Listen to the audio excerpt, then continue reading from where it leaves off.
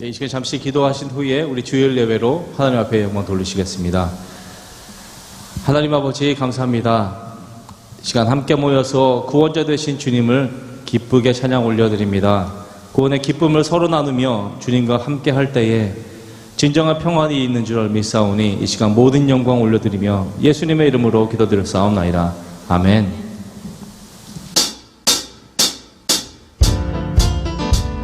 이 시간 함께 박수 치시면서 우리 주님께 찬양 올려드리시겠습니다. 주의 친절한 팔에 안기세. 주의 친절한 팔에 안기세. 우리 마음이 평안하리니 항상 기쁘고 복이 되겠네. 영원하신 팔에 안기세.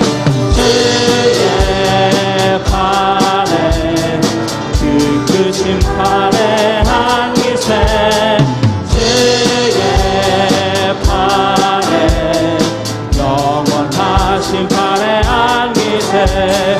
날이 갈수록 주의 사랑이 그 광명하게 비치고 전통 많은 길 편히 가리니 영원하신 팔에 안기세.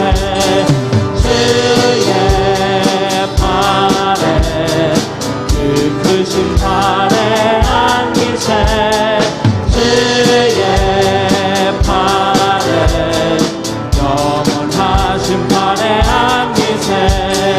주의 보좌로 나아갈 때에 그것 잠이 소리 외치고 엎드려는 없어지니 영원하신 팔에 안기세. 주의 팔에 그 크신 팔에 안기세.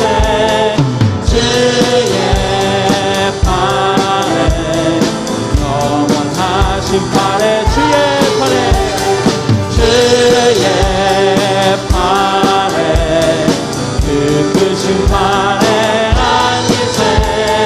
주의 팔에 영원하신 팔에 안기세. 주의 팔에 그 크신 팔에 안기세. 주의 팔에 영원하신 팔에 안기세.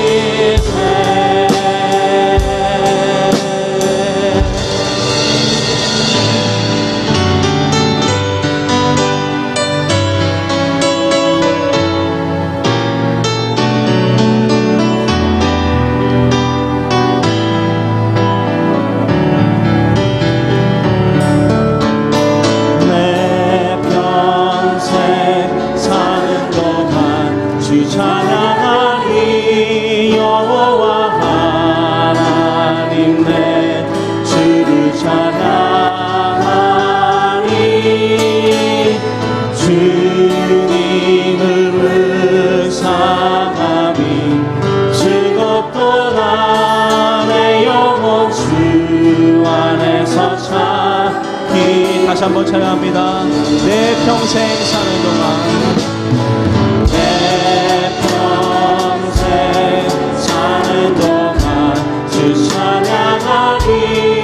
여호와 하나님 내 주를 찬양하리. 주님을 묵상하리. 즐겁도다. 내 영혼 주 안에서 참 기쁘리. 내 영혼아 주님을 송축하라. 내 영혼아 주님을 송축하라. 내 영혼아 주님을 찬양하라. 내 영혼아 주님을 송축하라. 내 영혼아 주님을 평생 사는 동안 내 평생 사는 동안 주 찬양하리 여호와 하나님 내 주를 찬양하리 주님을 사랑이 즐겁도다 내 영혼 주 안에서 참 기쁘리 내 영혼아 주님을 송축하라 내 영혼아 주님을 찬양하라 내 영혼아 주님을 송축하라 내 영혼아 주님을 찬양하라 내 영혼아 주님을 송축하라 내 영혼아 주님을 송축하라 내 영혼아 주님을 찬양하라 내 영혼아 주님을 송축하라 내 영혼아 주님을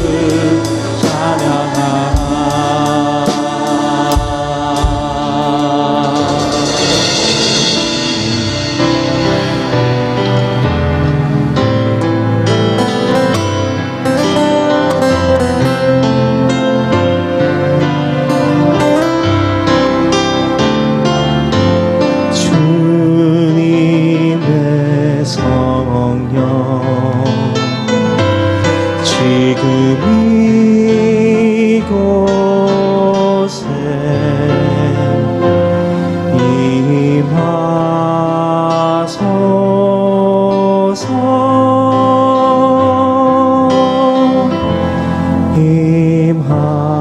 임하소서 주님의 성령 주님의 성령 지금 이곳에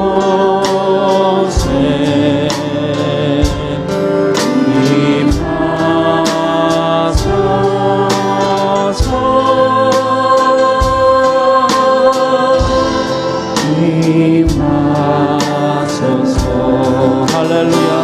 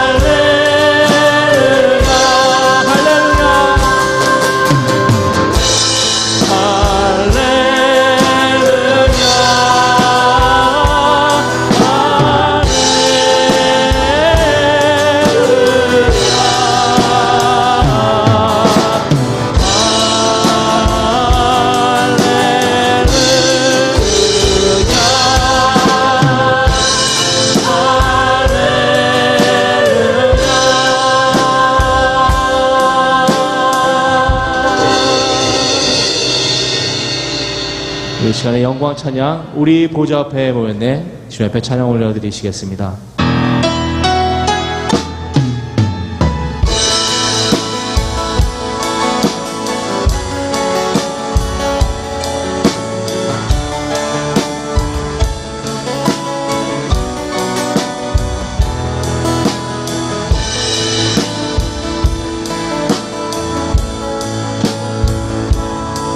우리 온 앞에 모였네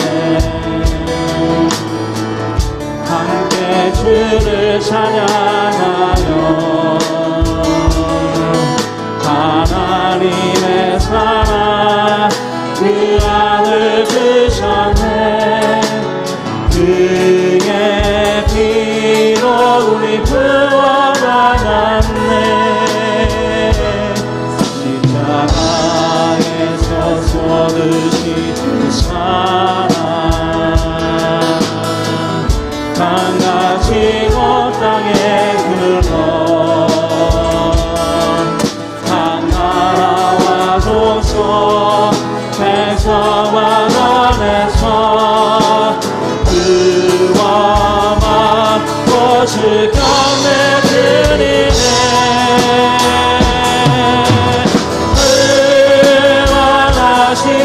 보좌에 앉으신 우리 하나님과 어린 양의 인도자 의원하신 보좌에 앉으신 우리 하나님과 어린 양의 인도자 구원하심이 보좌에 앉으신 우리 하나님과 어린 양의 인도자 의원하신 보좌에 앉으신 우리 하나님과 어린 양의 인도자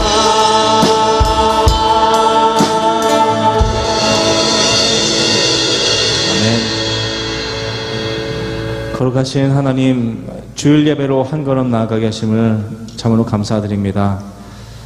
양같이 연약하고 그 주인으로부터 보호받아야 하는 저희들이기에 오늘도 목자이신 주님의 음성을 듣고 쫓아가기를 원합니다. 세상 속에서 주님의 자녀로 지키심은 우리가 주님의 것임을 말함이기 때문에 구속하심을 감사하며 또한 영광을 올려드립니다. 천천히 그리고 조심스럽게 교회의 문이 열리고 이로 인해서 서서히 저희들도 예배 자리로 나아가려고 합니다. 부디 안전하며 건강한 참여가 있게 되기를 원하고 모든 일에 하나님의 간섭하심으로 이루어지는 주님의 사업이 되도록 은혜 내려 주시옵소서. 하나님의 말씀을 듣기에 기뻐하는 저희들이 되게 하여 주시옵소서. 모든 것 감사드리며 예수님의 이름으로 기도드렸사옵나이다. 아멘.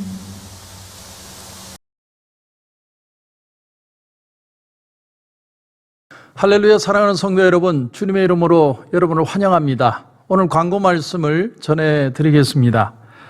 주일 예배는 계속해서 대면 예배 오전 8시 그리고 10시 반에 드려지고 있습니다. 그리고 온라인으로는 10시 반에 주일 예배가 드려지고 있습니다. 아울러서 EM 예배도, EM 어덜트 예배도 10시 반에 대면 예배가 드려지고 있습니다.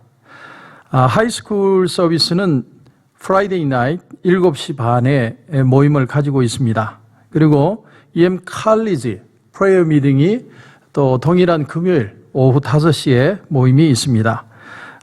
그리고 유초동부 대학부 대면 예배를 매달 5월, 6월 매달 첫 주에 대면 예배를 가지기로 했습니다.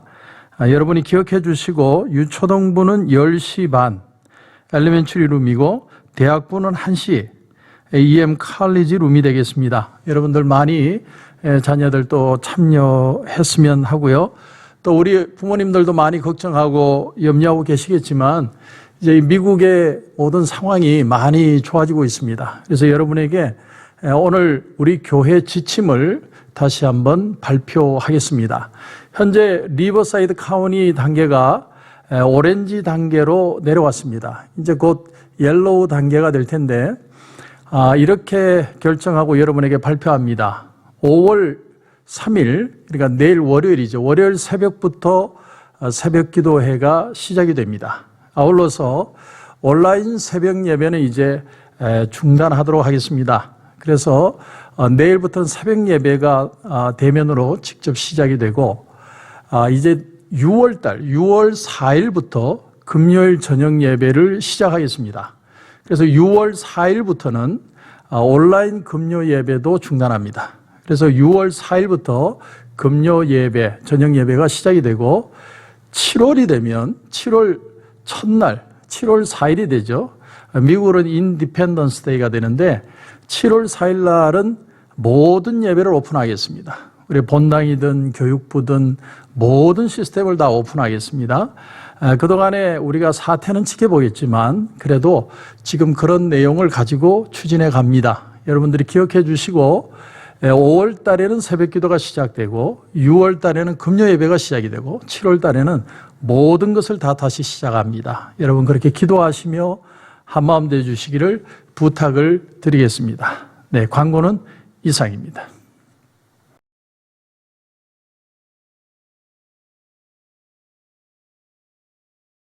선지자 엘리사가 선지자의 제자 중 하나를 불러 이르되 너는 허리를 동이고 이 기름병을 손에 가지고 길랏 라못으로 가라.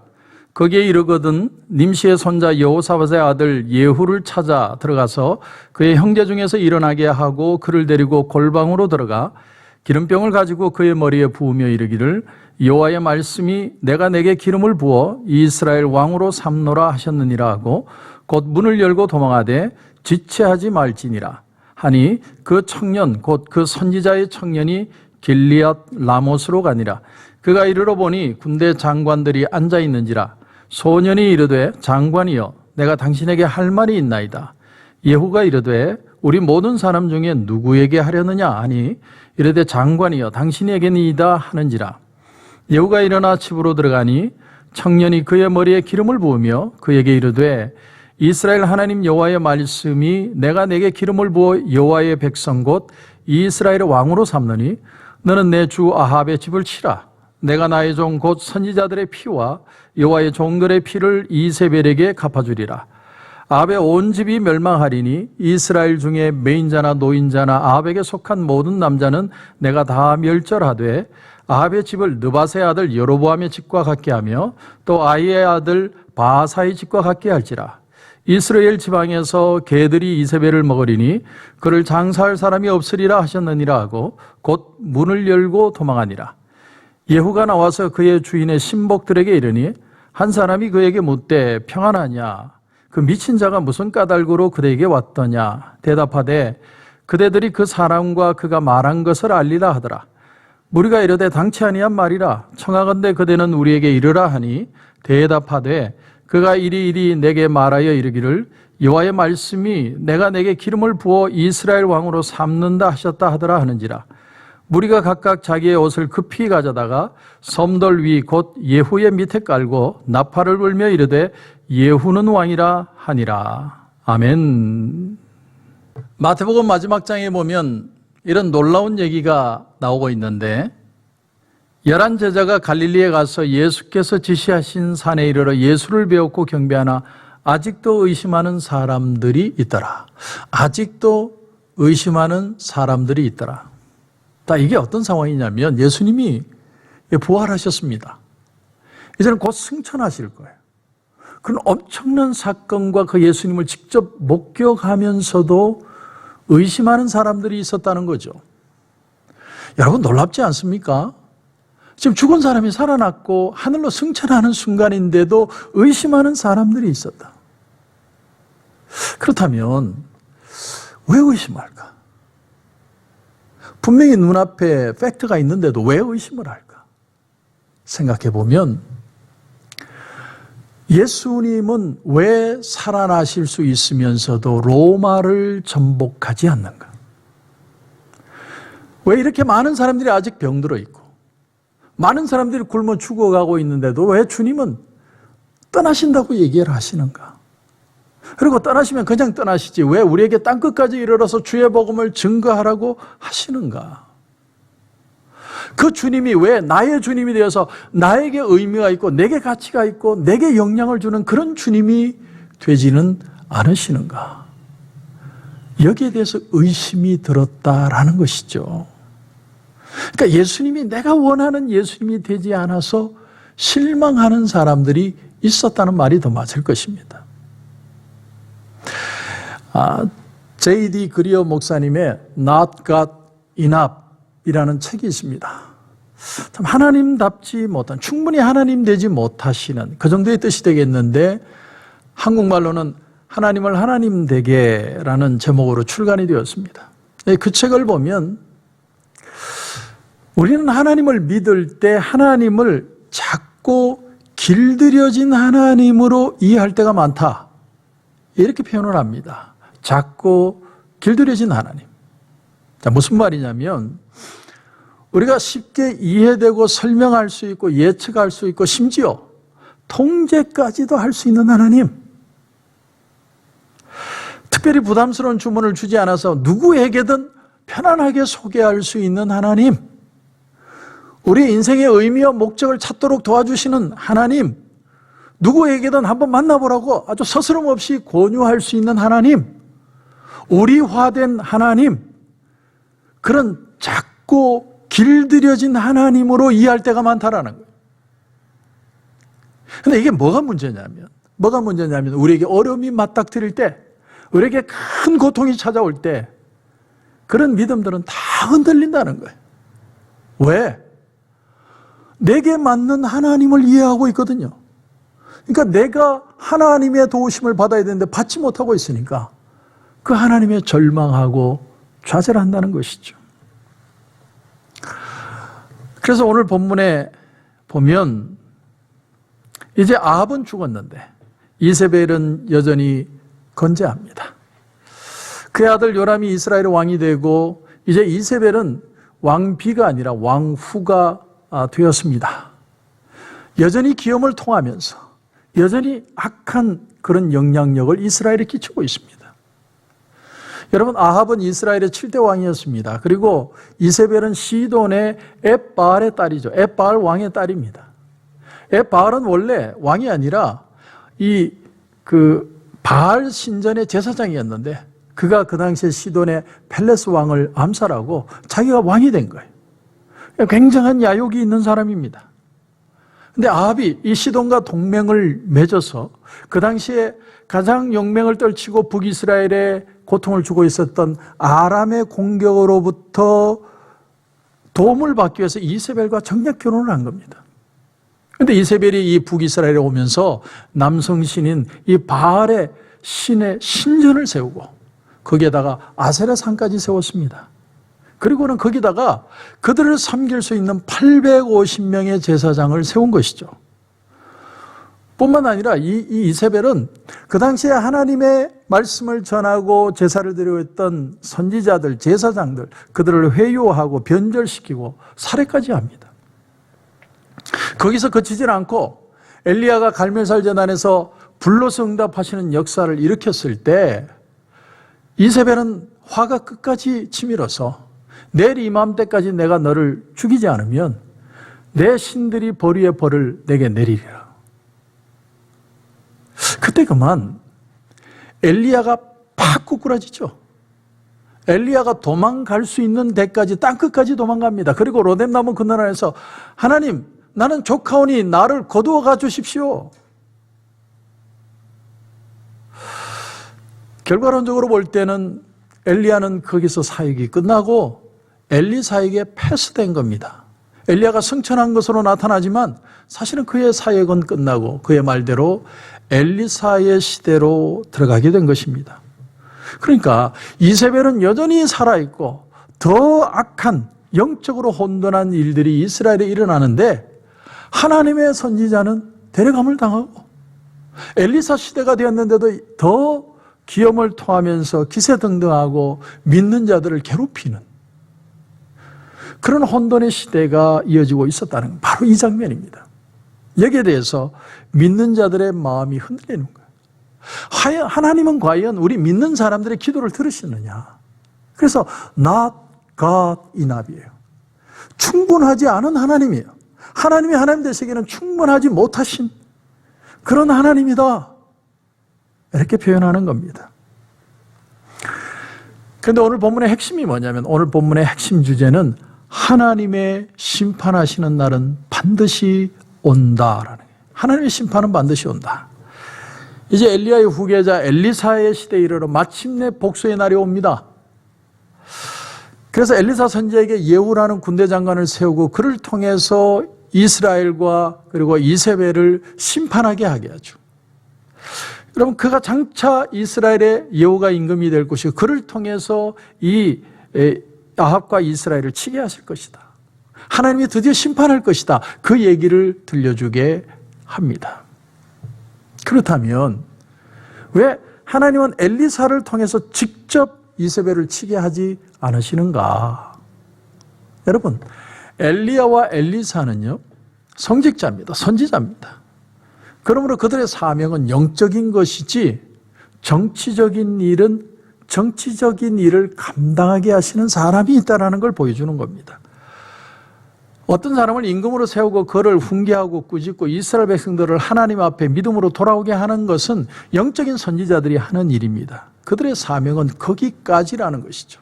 그러나 그들을 처단하고 그들을 어떻게 하고 그들에게 어떤 일을 이루는 것은 하나님이 그들에게 맡기는 또 다른 사람들이 있다라는 것이죠. 엘리야의 영역이 있고 그리고 엘리사가 할 수 있는 일이 있는 것. 그리고 정치적으로 이룰 수 있는 일들이 따로 있다는 것을 보여주는 겁니다. 다시 말하면 하나님은 주의 종들로 이 세상에 보복하게 하지 않으신다는 거예요. 그것은 하나님이 다른 사람의 손을 통해서 하나님이 이루실 겁니다. 그게 바로 예후라는 군대 장관이고 그를 통해서 이스라엘을 심판하게 하시는 거죠. 그러니까 정치인이든 성직자든 경제인이든 사람은 자기 영역에서 하나님 앞에 할 일들이 다 따로 있다라는 것이죠. 아주 중요한 원리입니다. 각자에게 하나님이 주신 은사가 다릅니다. 우리가 혹시 들어보셨을 윌리엄 윌버포스, 그는 25살 나이에 하나님을 영접하고 그리고 최연소 국회의원이 됩니다. 그러던 어느 날 그가 은혜를 받고 그 당시 노예 상인이다가 목사가 된 잔 뉴턴을 찾아갑니다. 그리고 하는 말이, 내가 정치를 그만두고 이제는 목회자가 되어야 하지 않나 생각을 합니다. 그랬더니 잔 뉴턴이 무슨 얘기를 했냐면, 당신이 정치하는 것도 하나님의 뜻일 수 있다, 이렇게 말한 거예요. 그런데 감사한 것은 윌버포스가 돌아가서는 그 정치를 계속합니다. 그리고는 그가 정치적으로 아주 중요한 일을 하죠. 그게 뭐냐면 노예 제도를 폐지한 것입니다. 그의 1787년 10월 28일 일기를 보면 이런 글이 나옵니다. 전능하신 하나님이 내 앞에 두 개의 거대한 목표를 두셨다. 하나는 노예 무역을 금지시키는 것이고 다른 하나는 도덕 개혁이다. 결국 이 윌버포스의 노예 제도 폐지가 바로 링컨 대통령이 반노예 운동을 일으킨 도화선이 되게 된 것이죠. 여러분, 그러므로 하나님은 지금도 인간의 역사 속에 개입하십니다. 하지만 우리가 바라는 식은 아니라는 거죠. 우리가 이해하고 우리가 판단하고 우리의 틀 속에서 이해하는 하나님이 아니라 하나님의 하나님 되심으로 역사하고 계시다는 사실입니다. 출애굽기 33장에 보면 모세가 하나님의 영광을 보여달라고 하는 장면이 나옵니다. 참 여기서 알 수 없는 사실이 뭐냐면 모세는 그동안에 하나님의 임재를 경험했습니다. 떨기나무 불꽃 가운데서 그 떨기나무가 불이 붙었는데 타지 않는 것을 보면서 하나님의 음성을 듣고, 그런가 하면 하나님을 친구처럼 대면한 사람이 모세라고 그랬습니다. 그런데도 하나님의 영광을 보여달라는 겁니다. 하나님은 모세를 애굽에 보내실 때 두 가지 표적을 보여주십니다. 첫째는 지팡이가 뱀이 되게 하시고, 자기 손을 품에 넣었다가 뺐더니 문둥병이 걸리고 다시 넣고 빼니까 문둥병이 낫는 그런 표적을 보여주십니다. 내가 너와 함께 할 것이다.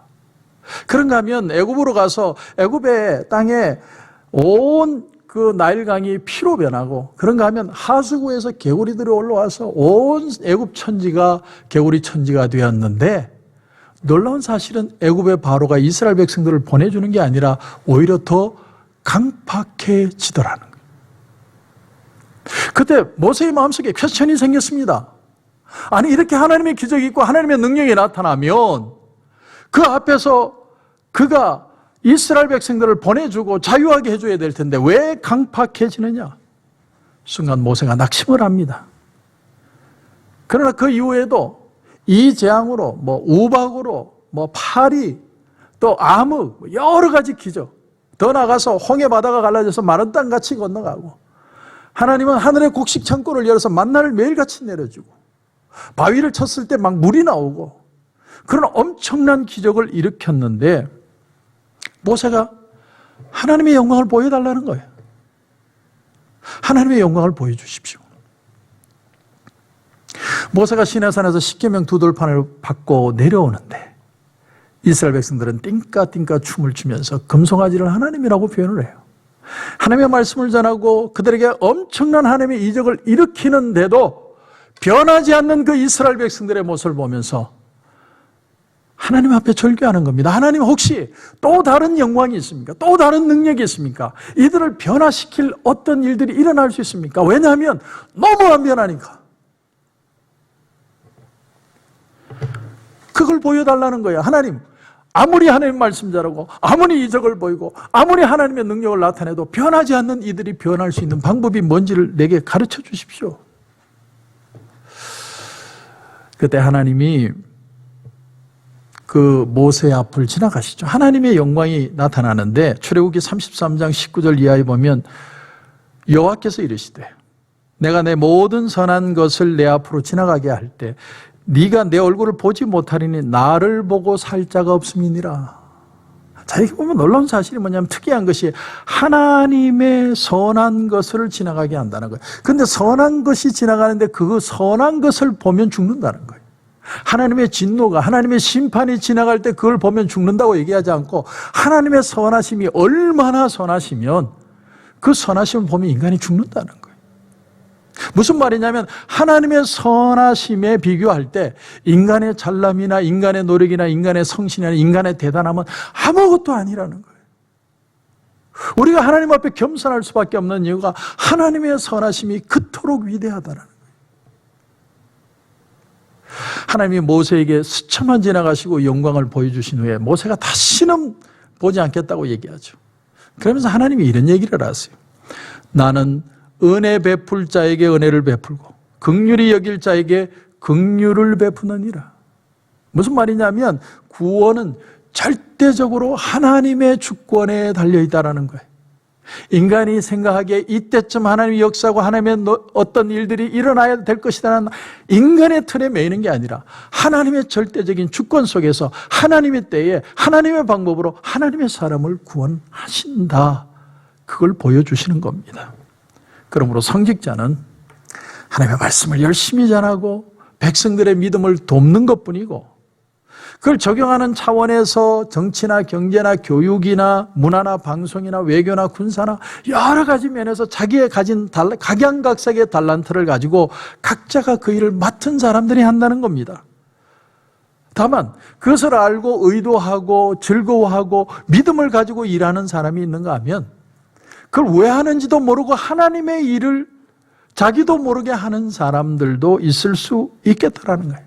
무슨 말이냐면 하나님의 일을 집행하는데 미리 알고 자원하고 하나님 나를 사용하여 주옵소서 그런 선한 의도를 가지고 믿음으로 따라가는 사람이 있는가 하면 자기는 그걸 모르는데 어떻게 하다 보니까 그게 하나님의 일이 되어서 하나님의 역사를 일으키게 되는 이스라엘 백성들을 바벨론에서 해방시킨 고레스가 그런 사람이죠. 그리고 오늘 본문에 나오는 예후라는 사람이 바로 그런 사람이라는 겁니다. 그래서 이제 오늘 본문을 이제 다시 보면 오늘 1절에 엘리사가 선지자의 제자 중 하나를 불러 이르되 너는 허리를 동이고 이 기름병을 손에 가지고 길랏 라못으로 가라. 젊은 선지생도를 대신 보냅니다. 그의 이름도 나오지 않습니다. 엘리사가 직접 가지 않고 생도를 보냅니다. 그러면서 엘리사가 뭐라고 지시하느냐면 3절에 보니까 기름병을 가지고 그의 머리에 부으며 이르기를 여호와의 말씀이 내가 내게 기름을 부어 이스라엘 왕으로 삼노라 하셨느니라 하고 곧 문을 열고 도망하되 지체하지 말지니라. 예후에게 기름을 붓자마자 문 열고 도망가라 이렇게 표현을 했습니다.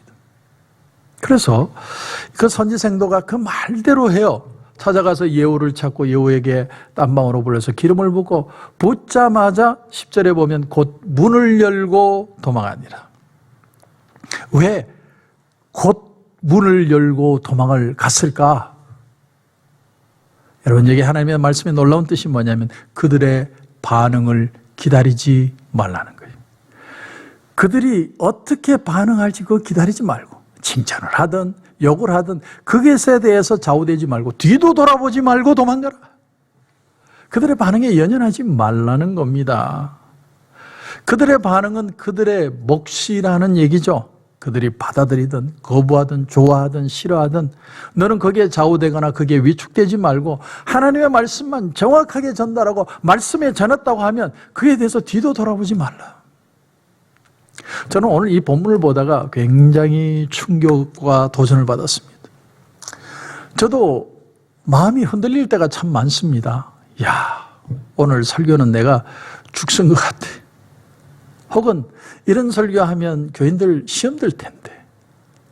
혹은 어떻게 하면 교인들이 마음에 드는 설교를 할 수 있을까? 인간이기 때문에 그런 유혹이, 그런 마음이 흔들릴 때가 꼭 있습니다. 하지만 오늘 말씀을 통해서 하나님의 뜻은 분명하다는 거예요. 오늘 이것을 우리에게 적용해 보면 교인들이 좋아한다고 그게 더 하나님의 말씀도 아니고 교인들이 싫어한다고 해서 그게 하나님의 말씀이 안 되는 것도 아니라는 겁니다. 하나님의 말씀이라고 하는 것은 그 말씀 자체로 좌우되는 것이지 사람들이 들을 준비가 됐을 수도 있고 안 될 수도 있고 또 그들의 취향에 맞을 수도 있고 안 맞을 수도 있고 사람마다 다 틀리다는 거예요. 다 다르다는 겁니다.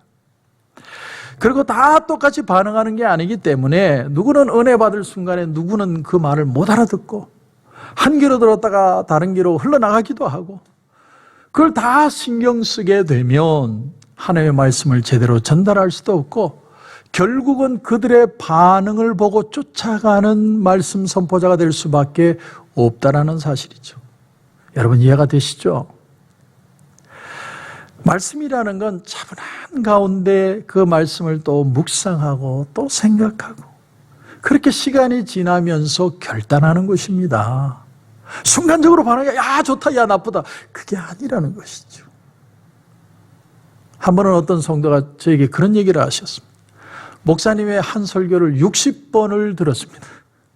그래서 내가 놀래가지고 아니 무슨 뭐 들을 게 있다고 60번이나 듣습니까? 이렇게 질문을 했더니 그분 말이 들을 때마다 새롭습니다. 들을 때마다 틀립니다. 제가 그때 깨달은 게 있어요. 나는 별거 없는데 하나님의 말씀의 능력이라는 건 정말 대단한 것이구나. 말씀이라는 건요, 씨를 뿌리는 것과 같기 때문에 씨를 뿌리고 한 달이 지나고 두 달이 지나고 6달이 지나고 그러고 나서 싹이 피고 싹이 나고 잎이 피고 꽃이 피고 열매 맺는 것이지 당장에 무슨 역사가 일어나는 것이 아니에요. 마치 뭐와 같았냐면 가랑비에 옷깃 젖는 것과 같습니다. 스며드는 것이죠. 말씀이 깊이 박혀야 됩니다. 그럴 때 말씀으로 변화되는 역사가 일어나게 된다는 것이죠. 자, 그런데 오늘 하나님은 예후에게 기름을 붓게 하십니다. 이건 아이러니하게도 하나님이 때로 불의한 자를 통해서 불의한 자를 심판하시는 것 같다라는 느낌을 받습니다. 예를 들면 오래전에 레이건 대통령이 살아있을 때 니카라구아의 콘트라 그 반군들을 통해서 그 니카라구아의 그 공산주의 정부를 전복시키려고 한 적이 있었습니다. 그런가 하면 아프가니스탄도 사실은 북부의 연합군을 통해서 탈레반들을 쫓아낸 거 아닙니까? 이처럼 하나님도 이런 식으로 악한 자를 악한 자로 심판할 수 있는가? 여러분, 이후에 북이스라엘과 남유다를 하나님이 심판하실 때 어떻게 심판을 하십니까? 북이스라엘은 아스리아라는 나라가 정복을 하고, 그리고 유다는 바벨론이 정복을 하죠. 근데 그렇다고 해서 그 사람들이, 그 나라가 선한 나라냐? 아닙니다. 악한 나라입니다. 근데 그들을 통해서 역사를 일으키십니다. 그런가 하면 아수르도 망하고 바벨론도 페르시아에 망하게 되죠. 결국 뭘 말하느냐 하면 하나님은 모든 인간에게 찬스를 주신다는 거예요.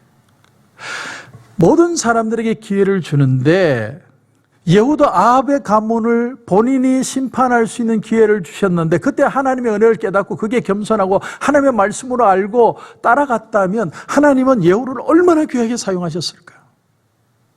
저는 그런 생각을 해봅니다. 그러니까 인간에게 자유의지를 하나님이 주신 이유는 오픈된 미래를 허락하신 하나님의 모습이라는 것이죠. 하나님은 폐쇄된 분이 아니라는 거예요.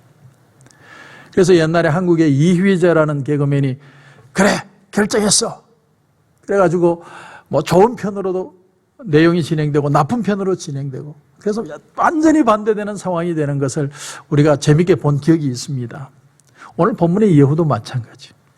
하나님이 이 세상 사람들에게도 기회를 주시고 찬스를 주시고 그를 통해서 하나님의 일을 할 수 있도록 기회를 주시는데, 그 인생을 외면하지 않는 하나님을 깨닫고 하나님의 은혜로 발견하고 하나님을 섬길 수 있다면 하나님은 그 인생을 얼마나 귀하게 쓰실까 하는 겁니다. 그러니까 우리에게 자유의지를 주고 오픈된 미래를 주신 하나님의 오픈된 마음을 우리가 느낄 수 있다는 것이죠. 자, 그래서 5절을 보시면, 그가 이르러 보니 군대 장관들이 앉아있는지라. 이 사람들은 좀 거친 남자들입니다. 젊은 생도가 갔는데 신경도 안 쓰는 거죠. 뭐 술을 먹고 있었을지도 모릅니다. 그런데 말을 전하고 떠나니까 바로 11절에 뭐라고 그럽니까? 보시면, 그 미친 자가 무슨 까닭으로 그대에게 왔더냐? 선지자를 미친 자, 이렇게, 미친 놈, 이렇게. 그 미친 놈이 왜 왔냐? 선지자의 권위라는 것 자체에 대해서 개념이 없는 사람들이에요. 오늘날도 말씀의 권위를 모르는 사람들은 말씀을 전하는 것을 미친 소리로 이해하는 사람들도 많습니다. 그 J.D. 그리어 목사님의 책에 보면, 이 애플의 창시자인 스티브 잡스가 어느 인터뷰에서 이런 말을 했다고 그래요. 가끔은 하나님을 믿고 가끔은 하나님을 믿지 않았다, 이렇게 표현을 하다가 그가 암이 걸렸다는 것을 알게 되었을 때 그가 이렇게 표현했답니다. 나는 하나님을 믿고 싶다. 하나님을 믿고 싶다. 왜냐하면 인간이 이렇게 무언가를 만들어내고 엄청난 업적을 일으키는데, 내가 죽고 나서 이 우주에 헛헛한 그냥 먼지처럼 다 흩어지고 내 생각도 없는 존재가 된다는 건 차마 받아들일 수 없다. 그래서 나는 하나님을 믿고 싶다. 하나님을 믿고 싶다. 그렇게 표현을 했다는 겁니다. 그래서 오늘 본문에도 예후에게 그 군대 장관들이 묻는 겁니다. 도대체 12절에 보니까 청하건대 그대는 우리에게 이르라. 그 선지자 생도가 와서 무슨 미친 소리를 하더냐? 여러분, 여기서 깨닫는 사실은 뭐냐면, 세상의 사람들은 목회자가 하는 말, 목회자에 대해서는 정말 아무것도 아닌 것처럼 생각하는데, 목회자가 하는 설교의 내용은 귀담아 듣더라는 거예요. 내용은 궁금해한다는 겁니다. 그러므로 하나님의 사람들은 진리로 승부하는 겁니다. 사람들에게 편협하고 사람들이 좋아하는 소리 듣는 게 아니라 하나님의 말씀을 말씀대로 전하기만 하면 돼요. 들을 귀 있는 자는 들을 것이고 하나님의 역사는 나타날 것이고 그 말씀대로 서는 귀한 일들이 일어나게 될 것입니다. 그래서 예후가 처음에는 말을 안 하려고 하다가 결국은 얘기를 하죠. 나를 기름 부어서 이스라엘의 왕을 삼는다고 그런다. 그랬더니 이 사람들이 얼마나 간사합니까? 13절 보십시오. 무리가 각각 자기의 옷을 급히 가져다가 섬돌 위 곧 예후의 밑에 깔고 나팔을 불며 이르되 예후는 왕이라 하니라. 야, 하나님의 사람에 대해서는 아무것도 아닌 것처럼 생각하는데 하나님의 말씀이 먹혀들었다는 거예요. 그래서 예후가 왕이다, 바로 돌변한 겁니다. 안 그럼 나중에 날아가니까 하나님의 말씀이 그들에게 역사를 하는 거죠. 그 하나님의 예언이 전해지자마자 즉시 일이 이루어진 겁니다. 오늘 말씀을 정리해 보면, 하지만 그 일들은 즉시 일어난 일이 아니라는 거예요. 무려 수십 년 동안 하나님의 선지자 엘리야가 이 세상을 떠나고 엘리사로 패스된 후에도 더 이세벨은 기세등등하고 하나님의 역사는 나타날 기미가 없는 수십 년의 세월이 흘렀습니다. 그런데 하나님의 뜻이 엘리사 때에 예후라는 사람을 통해서 갑자기 이루어지게 된다는 거예요. 주님이 이런 묘한 말씀을 하신 적이 있습니다. 한 마을에, 한 도시에 하나님을 두려워하지 않고 무시하는 재판장이 있는데 밤낮으로 한 과부가 와서 액을 복권하니까 귀찮아서 그의 청을 들어주었다. 그 얘기를 하면서 주님이 뭐라고 얘기하시냐면, 하물며 하나님께서 그 밤낮 부르짖는 택하신 자들의 원한을 풀어주지 아니하시겠느냐, 그들에게 오래 참으시겠느냐, 내가 너희에게 이르노니 속히 그 원한을 풀어주시리라. 그러나 인자가 올 때에 세상에서 믿음을 보겠느냐 하시니라. 믿음을 보겠느냐 하시느니라. 무슨 말이냐면, 하나님이 응답을 하실 텐데 그 응답을 사람들은 기다리지 못하고 제멋대로 행동한다는 거예요. 그래서 믿음을 보겠느냐. 여러분, 로켓가 하늘로 왜 올라가는지 압니까? 꽁지에 불이 붙었기 때문에. 뭐 심한 얘기 하려고 그런 줄 알았죠. 꽁지에 불이 붙으니까 날아가는 거예요. 여러분, 우리의 마음에 은혜의 불이 붙어야 되고요, 성령 충만의 불이 붙어서 우리의 마음에 하나님을 향한 선한 소망들이 살아나야 됩니다. 하나님의 말씀을 기대하고 의심하지 않고 믿어드리는 역사가 일어나야 됩니다. 그렇게 할 때에만 우리에게 성숙이 있고 응답이 있고 축복의 역사가 나타나게 되는 것입니다. 그런 은혜가 저와 여러분 가운데 넘치시길 주님의 이름으로 축원합니다. 기도드리겠습니다. 하나님, 은혜를 감사합니다. 오늘 예후를 기름 부으시는 하나님의 뜻을 통하여 결국 하나님은 하나님의 때에 하나님의 뜻을 이루신다는 걸 배웠습니다. 우리가 작고 편협하고 우리가 이해할 수 있는 하나님으로 우리의 생각 속에 하나님을 가두지 않게 하시고 하나님의 하나님 되심을 믿고 믿음으로 기다리고 성숙하고 응답받고 축복받는 우리 모든 성도들 되게 하여 주시옵소서. 오늘도 우리에게 귀한 은혜 주심을 감사하며 예수님의 이름으로 기도드립니다. 아멘.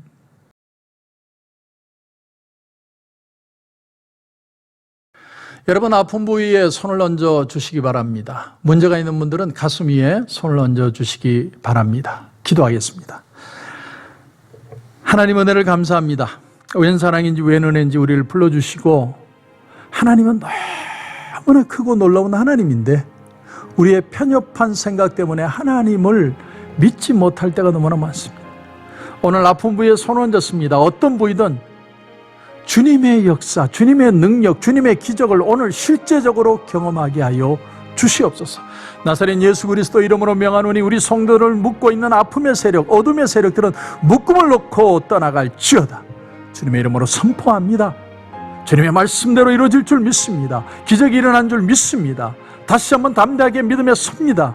하나님, 역사하여 주옵소서.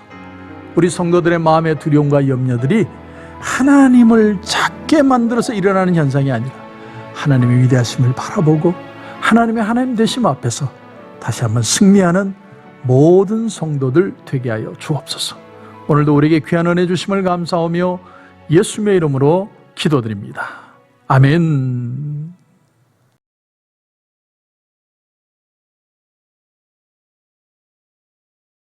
하나님, 은혜를 감사합니다. 귀한 예물 하나님 앞에 올려드립니다. 하나님이 우리에게 주신 은혜가 너무나 귀해서 세상의 것들을 바라보지 않고 우리의 생각에 국한되지 않고 하나님의 하나님 되심을 기대하며 예물을 드립니다. 하나님, 성경에 약속한 30배, 60배, 100배의 축복이 우리 성도들 가운데 일어나게 하옵소서. 한평생을 살며 그저 교회 다니는 인생이 아니라 하나님을 하나님으로 알고 하나님의 풍성한 은혜를 경험하는 우리 모든 성도들 되게 하여 주시옵소서. 11조로 감사로 선교로 구제로 건축으로 비전으로 주일헌금으로 일일이 구별하여 하나님 앞에 올려드립니다. 하나님, 약속하신 그 놀라운 축복이 우리 성도들 가운데 일어나게 하시고 이 땅을 살며 어떤 일이 있어도 하나님을 믿고 승리하는 하나님의 때를 기다리는 귀한 축복된 인생이 되게 하여 주시옵소서. 오늘 우리에게 귀한 은혜 주심을 감사하며 예수님의 이름으로 기도드립니다. 아멘. 이제는 우리 주 예수 그리스도의 은혜와 우리 하나님 아버지의 무한하신 사랑과 성령님의 감화와 감동 위로 충만 교통하시는 역사가 이제는 하나님을 하나님으로 믿고 담대하게 믿음으로 서서 이제는 하나님의 기적을 경험하기를 소원하는 여기에 곧 계신 우리 성도들과 가정과 직장과 사업터 위에 이제로부터 영원토록 함께 하시기를 간절히 축원하옵나이다. 아멘. 당신을 기뻐하는 하나님, 당신을 축복하는 하나님, 당신의 웃는 얼굴 속에서 하나님의 웃음 보이네. 당신의 길을 아는 하나님, 당신의 마음을 아는 하나님, 당신이 행복할 수 있도록 하나님 돌보시네. 하나님 신실하시고 그 많은 사랑 당신에게 주길 원하네. 그 하나님 하늘에 쌓은 새로운 소망을 당신에게 줬네.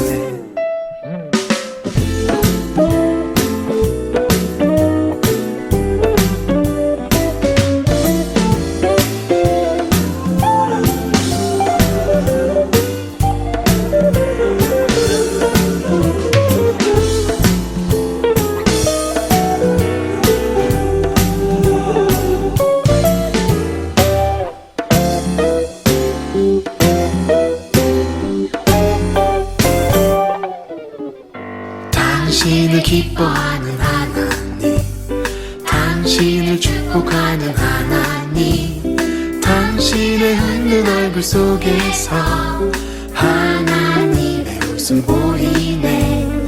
당신의 길을 아는 하나님, 당신의 마음을 아는 하나님, 당신이 행복할 수 있도록 하나님 돌보시네.